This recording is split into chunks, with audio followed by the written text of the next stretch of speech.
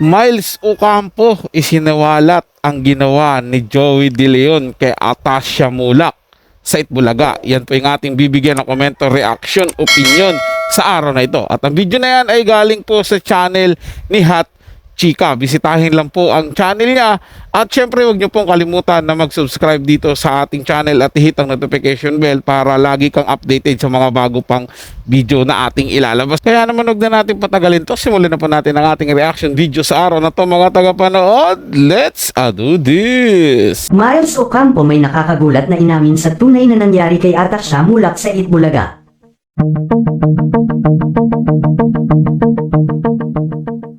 Ginulantang ni Miles Ocampo ngayong araw ang publiko matapos na lumantad ito upang aminin ang lahat-lahat ng kanyang nalalaman patungkol sa tunay na nangyari kay Atasha Mulak matapos na tuluyan nitong lisanin ang Itbulaga show sa TV5.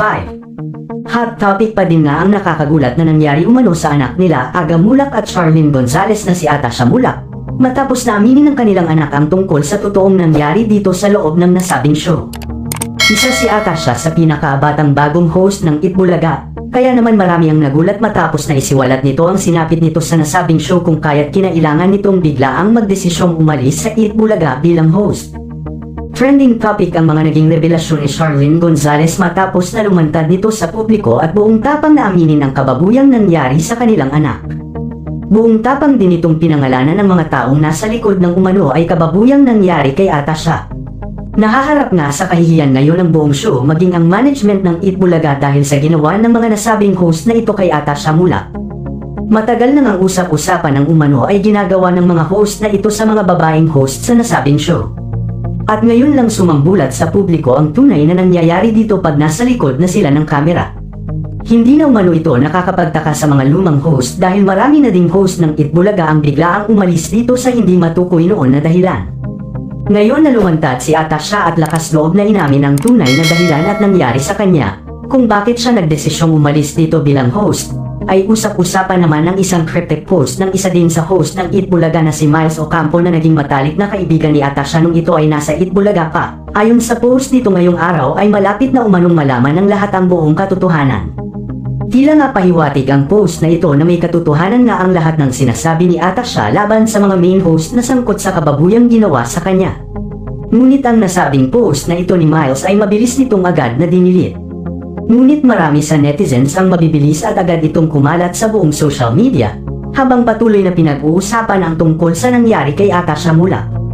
Ayon nga sa karamihan tila may kinalaman ang nasabing cryptic post na ito ni Miles. Sa ngayon ay pinag-uusapan na nakakagulat na sinapit ni Atasha na naging dahilan para siya ay umalis sa Itbulaga bilang host. Marami naman ang nakisimpatya para kay Atasha, at ayon sa karamihan ay lakasan lamang nito ang kanyang loob at makakamit din ito ang nararapat na hustisya sa sinapit niya sa kamay ng ilang main host ng nasabing show.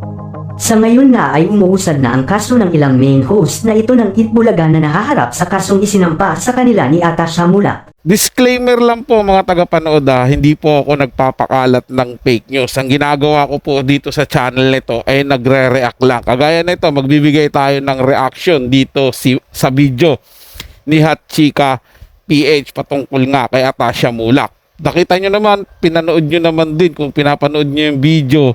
Sinasabi na meron daw ginawang kababuyan kay Atasha Mulak.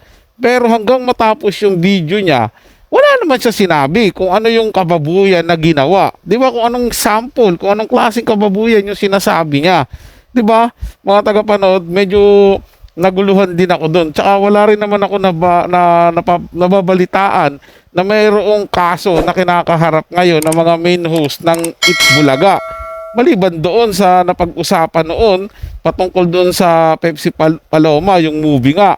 Other than that, wala na po akong nakita, mga tagapanood, at wala rin naman sa mainstream media kasi kahit pa paano magiging headline po yan sa mga mainstream media kung mayroon mang kababuyan na sinasabi dito sa video na to na ginawa kay Atasha Mulak.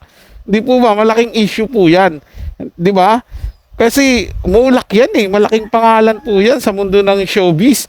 Tapos ang kakasuhan mo pa yung mga legendary na sa hosting na nasa Itbulaga po yan.